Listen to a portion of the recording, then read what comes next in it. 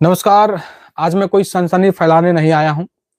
मैं किसी एक धर्म या देश के लोगों को दोषी ठहराने भी नहीं आया हूं। मैं सिर्फ सच्चाई को समझने और समझाने आया हूं कि बांग्लादेश में हिंदुओं के साथ जो हो रहा है उसके पीछे असली वजह क्या है। सबसे पहले यह समझना जरूरी है कि बांग्लादेश में हिंदुओं पर हो रही हिंसा आज की नहीं है, यह सालों से चल रही है। लेकिन हाल के समय में यह हिंसा और ज्यादा खुलकर के सामने आई है दोस्तों। अब सवाल उठता है, क्या यह सब सिर्फ भीड़ कर रही है या इसके पीछे सत्ता की नाकामी भी है। शेख हसीना लंबे समय तक बांग्लादेश की प्रधानमंत्री रहीं। उन्हें धर्मनिरपेक्षता या धर्मनिरपेक्ष नेता भी कहा गया। भारत के साथ उनके अच्छे रिश्ते रहे दोस्तों। लेकिन इसी दौर में हिंदू समुदाय लगातार शिकायत करता रहा कि उन्हें सुरक्षा नहीं मिल रही है। मंदिरों पर हमले हुए, मूर्तियां तोड़ी गई, हिंदू परिवारों की जमीनों पर कब्जे हुए, महिलाओं के साथ अत्याचार हुए। और सबसे बड़ा सवाल, इन मामलों में न्याय क्यों नहीं मिला।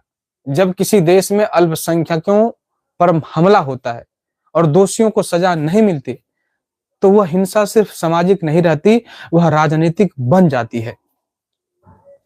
शेख हसीना की सरकार की सबसे बड़ी विफलता पता क्या रही थी? उन्होंने कट्टरपंथी ताकतों को पूरी तरह कुचलने की इच्छा शक्ति नहीं दिखाई, या यूं कहें कि राजनीतिक संतुलन के नाम पर कई बार आंखें मूंद ली गई। और वर्तमान में जब उनकी सरकार को गिराया गया और उनको शरण लेना पड़ा भारत में, और यूनिस खान की जब सरकार आई तो ये और ज्यादा बढ़ता गया। भीड़ को संदेश मिलता है कि सब कुछ माफ है, सरकार बांग्लादेश में कुछ नहीं बोलने वाली। आज हालात यहां तक पहुंच गए कि सत्ता बिजली शेख हसीना को अपनी जान बचा करके देश छोड़ करके भागना पड़ा और अंतरिम सरकार बनी। लेकिन सत्ता बदलने से हिंदुओं की जिंदगी नहीं बदली, क्योंकि समस्या सिर्फ सरकार का चेहरा नहीं, समस्या उस सोच की है जो अल्पसंख्यकों को दूसरे दर्जे का नागरिक मानती है। आज बांग्लादेश में हिंदुओं की हत्या के पीछे केवल एक नाम नहीं है दोस्तों, यह प्रशासन की विफलता है, राजनीतिक संरक्षण है, कट्टर विचारधारा और वर्षों की अनदेखी का परिणाम है।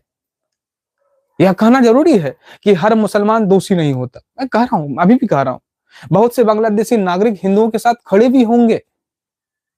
लेकिन जब राज्य मजबूती से उनके साथ खड़ा नहीं होता तो डर जीत जाता है। आज सवाल यह नहीं है कि कौन सत्ता में है, सवाल यही है, क्या बांग्लादेश का हिंदू आज सुरक्षित है। और अगर जवाब नहीं है तो यह पूरी दुनिया के लिए चेतावनी है दोस्तों, पूरी दुनिया के लिए चेतावनी है। क्योंकि जब किसी देश में अल्पसंख्यकों की हत्या सामान्य हो जाए तो अगला नंबर किसका होगा, यह कोई नहीं जानता है ना, कोई नहीं जानता है। अब जरा ठहर करके यह समझना जरूरी है कि बांग्लादेश में हिंदुओं के खिलाफ हिंसा अचानक क्यों भड़कती है और हर बार वही पैटर्न क्यों दोहराया जाता है। जब भी वहां चुनाव आते हैं, जब भी सत्ता डगमगाती है, जब भी सरकार कमजोर पड़ती है, तो सबसे पहला निशाना अल्पसंख्यक समुदाय बनता है। समझ रहे हैं ना, अल्पसंख्यक समुदाय बनता है दोस्तों। क्योंकि हिंदू ना तो संगठित वोट बैंक है, ना उसके पास हथियार है, ना उनके पास सत्ता का संरक्षण है। उन्हें डराकर भगाना आसान होता है। बांग्लादेश के अंदर, बांग्लादेश में एक बड़ी सच्चाई यह भी है कि जमीन का मुद्दा हिंदुओं पर अत्याचार की सबसे बड़ी वजहों में से एक रहा है।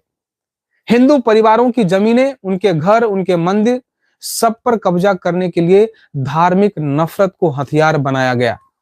जी हाँ, ये याद रखा जाए। और जब शिकायत की जाती है इन तमाम मामलों को लेकर के, तो थाने चुप रहते हैं, प्रशासन टालता है इन तमाम चीजों को, और केस सालों तक लटकते रहते हैं। यही वह जगह है, यही वह जगह है जहां सरकार की भूमिका पर सवाल उठता है। किसी भी देश में अगर प्रधानमंत्री का सत्ता साफ शब्दों में यह कह दे कि अल्पसंख्यकों पर हमला देशद्रोह माना जाएगा, तो हालात बदलते हैं। लेकिन बांग्लादेश में ऐसा स्पष्ट संदेश कभी जमीनी स्तर पर नहीं पहुंचा है, ना दिखता भी है। शेख हसीना ने अंतर्राष्ट्रीय मंचों पर धर्मनिरपेक्षता की बात की थी, भारत से दोस्ती की बात की थी, लेकिन अपने ही देश में हिंदुओं के डर को पूरी ताकत से खत्म नहीं कर पाई। और यही कमजोरी कट्टरपंथियों की ताकत बनी। आज जब सत्ता बदलती है और अंतरिम सरकार काम कर रही है, तो यह भ्रम फैलाया जा रहा है कि अब सब ठीक हो जाएगा या सब ठीक हो गया है। लेकिन सच्चाई यही है कि जब तक दोषियों को सजा नहीं मिलेगी, जब तक मंदिर जलाने वालों को जेल नहीं होगी, जब तक महिलाओं पर अत्याचार करने वालों को खुली सजा नहीं मिलेगी, तब तक कोई बदलाव नहीं आएगा।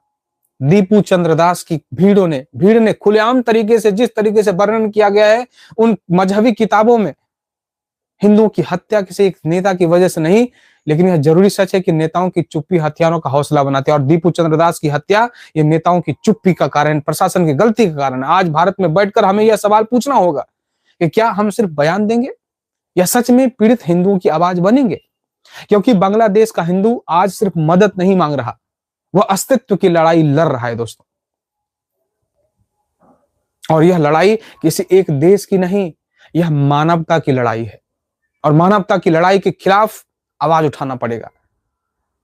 अब सबसे जरूरी सवाल पर आते हैं, आखिर समाधान क्या है और भारत का रुख क्या होना चाहिए, भारत को क्या करना चाहिए? सबसे पहले यह समझना होगा कि बांग्लादेश का हिंदू किसी देश की राजनीति नहीं देख रहा, वह सिर्फ यह देख रहा है कि उसकी जान सुरक्षित है या नहीं। भारत के लिए यह सिर्फ पड़ोसी देश का मामला नहीं है, भारत के लिए सभ्यता, संस्कृति और मानवाधिकार का प्रश्न है।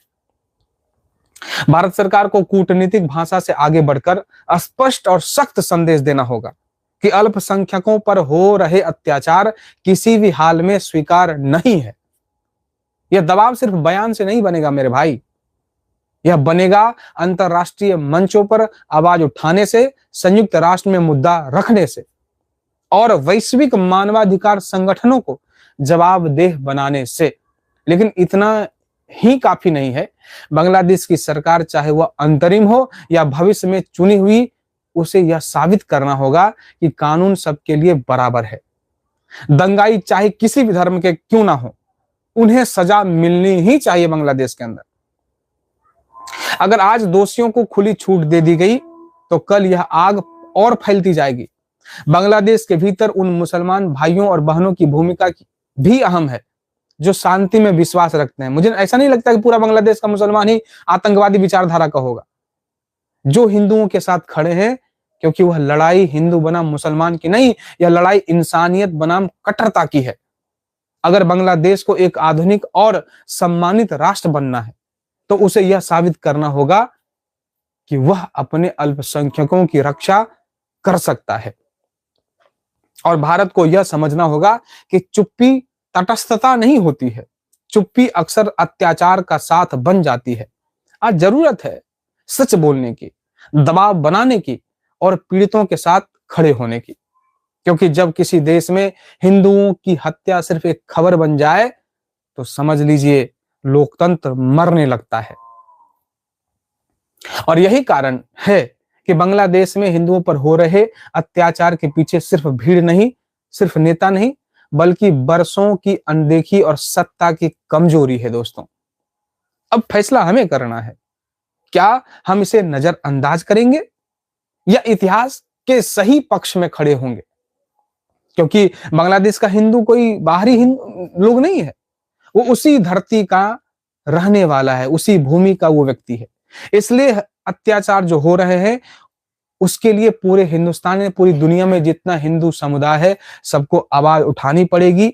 और पूरे मानवता, आज देखिए ना कि जो मानवता की दुहाई देते थे, मानवाधिकार की बातें करते थे, गजा के बच्चों की जो चिंता करते थे, भारत के अंदर जो जितने बड़े बड़े सेलिब्रिटी हैं जो गजा के लोगों, आतंकवादी, हमास के आतंकवादियों को जब इजराइल मार रहा था तो उनकी चिंता कर रहे थे, लेकिन आज ये लोग कहाँ हैं? क्यों नहीं बांग्लादेश के हिंदुओं को जब खुलेआम तरीके से दीपू चंद्र दास की हत्या कर दी गई भीड़ों के द्वारा, और पूरी मानवता को शर्मसार करने वाली ये घटना, इस अमानवीय दृश्य को देख करके आप सिहर जाएंगे। तो इसके बारे में क्यों नहीं आवाज उठाया जा रहा है? यही दोहरा चरित्र दिखता है, दोहरा चेहरा दिख जाता है यहाँ पर। साथियों, मैं कहूंगा हम सबको आवाज उठानी पड़ेगी हिंदुओं की रक्षा के लिए, बांग्लादेश की आवाज को बुलंद करने के लिए, हिंदुओं की जो बांग्लादेश के हिंदुओं की रक्षा के लिए हम सबको आवाज बुलंद करनी पड़ेगी एक साथ। और मैं इसी चर्चा को कर रहा था कि हिंदुओं की आखिर हत्या का कारण क्या है बांग्लादेश के अंदर, जिम्मेदार कौन है इसका जिम्मेदार। आप शायद समझ गए होंगे इसका जिम्मेदार कौन है। आइए अपनी जो भी विचार होंगे आपके वो कमेंट में जरूर लिख करके बताइएगा कि आप क्या सोचते हैं इन तमाम चीजों को लेकर के। कारण कौन है, वास्तविक कारण कौन है। अभी के लिए इतना ही। जय हिंद, वंदे मातरम, भारत माता की जय।